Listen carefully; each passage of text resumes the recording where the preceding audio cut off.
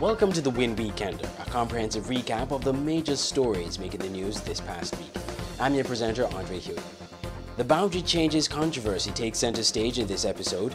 We highlight Friday's events when an emergency parliamentary session was called, a session opposition MPs said they were given very little notice of. The main agenda item was boundary changes, with a fresh report from the Constituency Boundaries Commission before the House.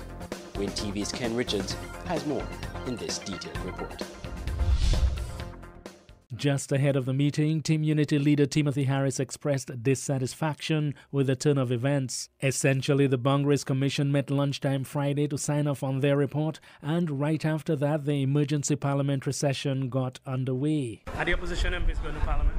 Well, we have not received notice officially, but we are told there's an emergency meeting of Parliament.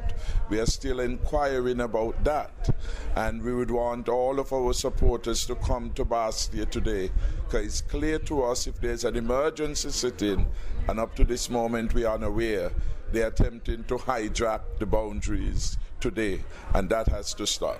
What is the response of Team Unity? Well, the response of Team Unity is that the people have to stop Dr. Douglas today from proceeding in the undermining our democracy and at this 11th hour hijacking Parliament. We call upon the international community, the CARICOM leaders, and in particular the Bar Council and civil society to take note of what this emergency parliament is intended to do. What about court action? Is it too late at the moment? Well, we're not discussing court action at this time. We are saying people must come to the street immediately. It appeared that the resolution on the boundaries changes was approved without debate initially when the Speaker put the matter to a vote. However, opposition MPs raised the alarm, insisting that they be allowed to speak on the matter.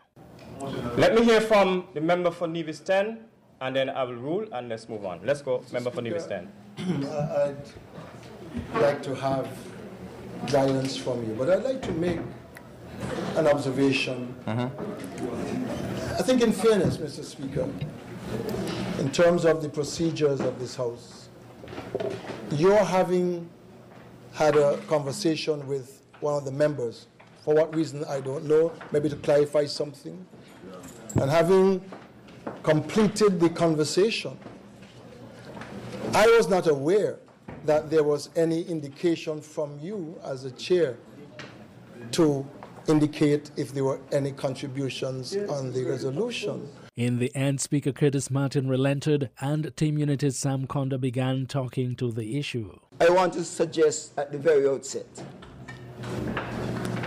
that free and fair elections, which include the arrangement of boundaries, is the cornerstone of the democratic process. His slow pace gave the impression that Conda was playing for time, and the Speaker later accused him of stalling. In the end, the Prime Minister made it known that he wanted the session ended. The Speaker obliged, leaving some opposition members complaining that they hadn't been given a chance for making a contribution. Go ahead, member for St. number 6. I rise to make a motion that the debate on this resolution before this parliament be brought to an end. Outside the House, Sam Conda rejected the suggestion that he had been stalling.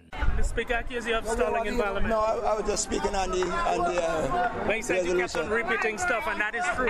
For emphasis. Following the adjournment of the House, Prime Minister Denzil Douglas delivered this address outside the Parliament. Earlier today, the Parliament of St. Kitts and Nevis, the National Assembly, met in emergency session to debate the draft proclamation that was laid before it pursuant to the provisions of subsection 3 or subsection 5 of section 50 of the Constitution of St. Kitts and Nevis. That draft proclamation was approved by a resolution of the National Assembly today, Friday, the 16th day of January 2015. Subsequently, the draft proclamation with accompanying resolution was submitted to His Excellency the Governor General, and a proclamation in terms of the unamended draft was eventually gazetted today, the 16th day of January 2015. As a result of all that, I hereby now announce that I have advised His Excellency, the Governor General, to dissolve the Parliament,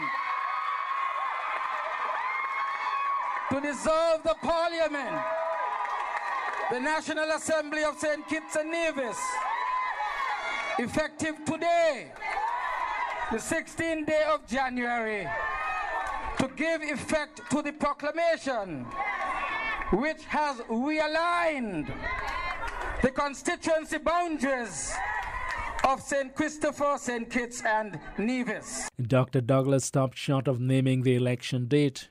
Party Chairman Marcella Liebert, one of the governing party's representatives on the Boundaries Commission, applauded the fact that at last, in her view, the boundaries were on their way to being changed. I'm very pleased with it.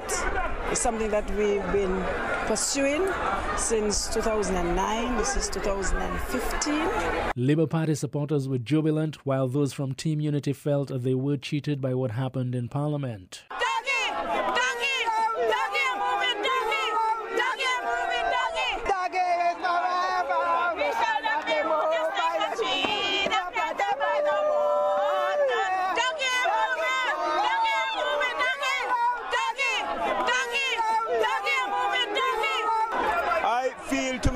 That the boundary shouldn't change. The boundary shouldn't change at all because it's wrong. And that's why I had to say right now, it's wrong. Wrong can't be right. Why is it wrong? Because it was if anything, it was supposed to done change long time. It just a change now, weeks soon at election, and it ain't supposed to happen that way.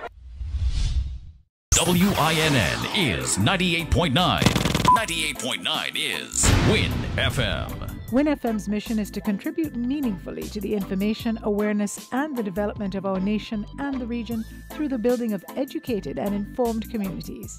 Winn FM faces the issues squarely, without shying away from controversy, while striving continuously to provide balanced, responsible reporting. Better music, better talk, better radio. 98.9 Winn FM. Welcome back to the Winn Weekender. We have been looking at the constituency boundary changes and the chain of events that unfolded on Friday. Winn TV's Ken Richards continues this report. Team Unity top brass were meanwhile making it known that they were clearly upset by what had happened. Today we had a fraud, and we will not accept that, and the people of St. Kitts and Nevis will not accept it. This is a betrayal of democracy, that for 4:30 I could receive a notice of a meeting of Parliament that is due to take place at 4:15, and that they will move with Andrew Hayes to take that boundary report and to prevent us from debating. It's time for action in this country, and if you ain't ready for action, then it means you ain't ready for a new government in this country. What happened today? A travesty of justice, a travesty of the democratic process. And injustice, democracy in St. Kitts and Nevis has been hijacked.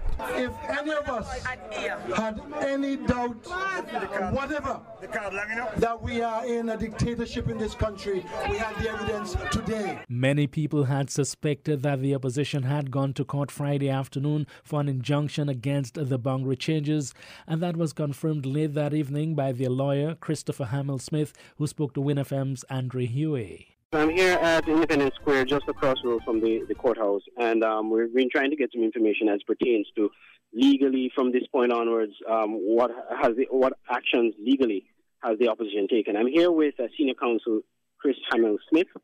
He's going to tell us basically what has transpired. Mr. Hamill-Smith, First of all, has an injunction been granted? Has one been filed as it pertains to the current situation? Yes.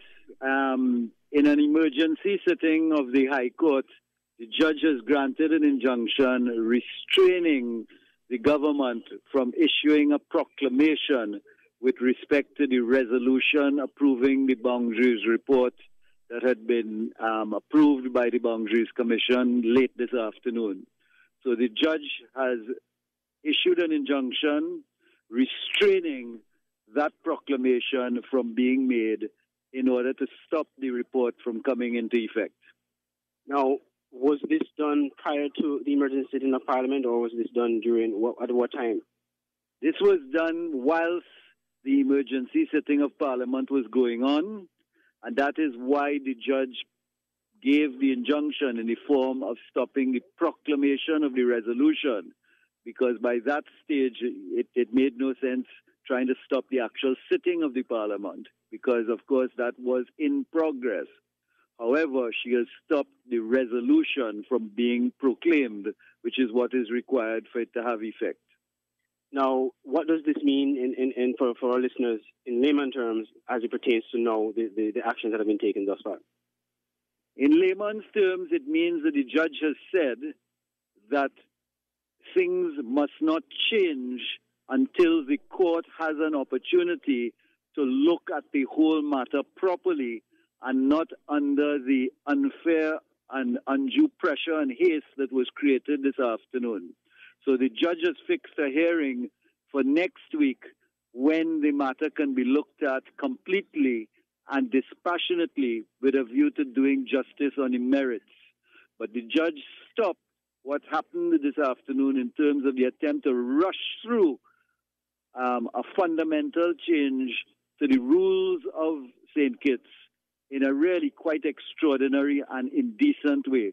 And so the judge simply stopped that process so that the court could have the opportunity to properly adjudicate on a matter and provide what at the end of the day would be the result that the court thinks is fair, legal, and according to the Constitution. Hamill Smith's views were later rebuffed by government legal representative Sylvester Anthony. It appears that the court granted certain injunctions this afternoon or this evening in relation to the sitting of the Parliament and the debate of the proclamation and its execution by the Governor General. It appears there are some orders. The exact nature of these orders I am not aware of. My point simply is this. It matters not that the orders were made. What matters is whether those orders were served on the respective parties prior to the acts that they were seeking to prevent. If they were not served on those parties before the acts were performed, then they are of no moment.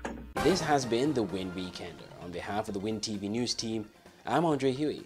Thank you for watching.